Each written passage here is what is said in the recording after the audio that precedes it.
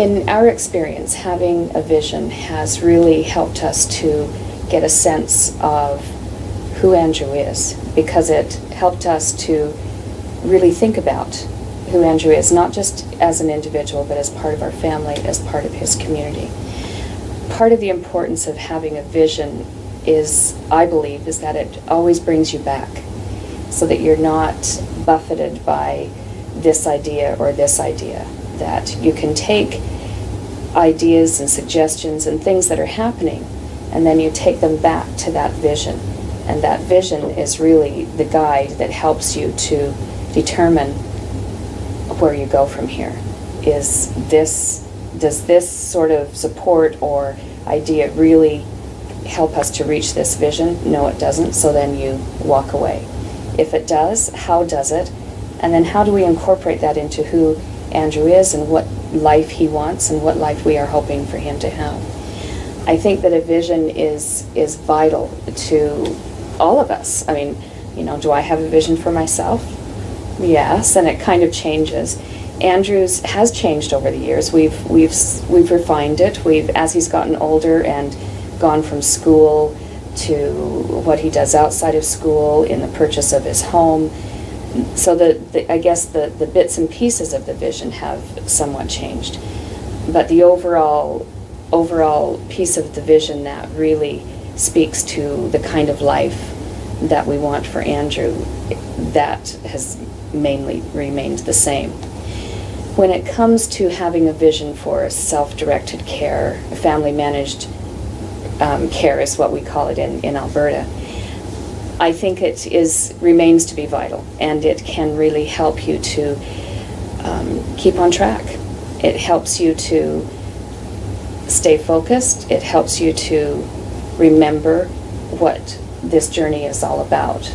And by having that vision, the opportunities that come along when you are doing self-directed care really can, you tie them back to that, and then you move forward. So I think it's just such a crucial aspect of who we are and who our son is.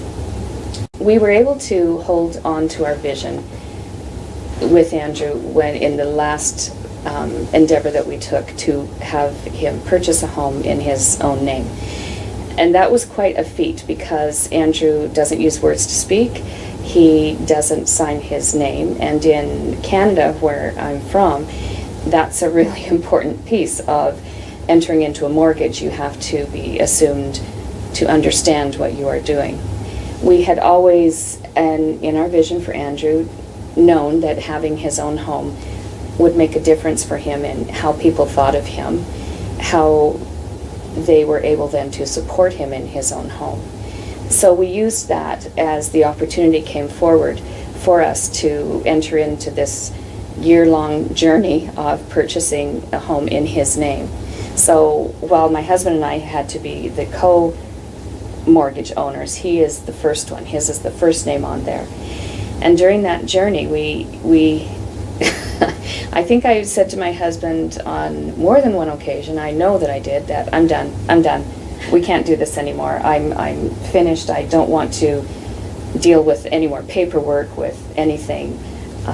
But then you would remember the vision, and you would get up the next morning and you'd find that other piece of paper. You would go to the judge and talk about this or that. And so if we hadn't had that vision, I know I would have given up, because it was hard. But it was that vision that kept me going, so that when, I said to my husband at one time, I think they know everything about us except for my weight, and I wasn't going to give that to them. That was one piece of knowledge they weren't going to have. But, so it was hard. It was really hard. But having that vision kept us focused. It kept me energized at times when I was thinking, I don't know where I'm going to get the strength to take this next step. And it was because of that Andrew's a homeowner today.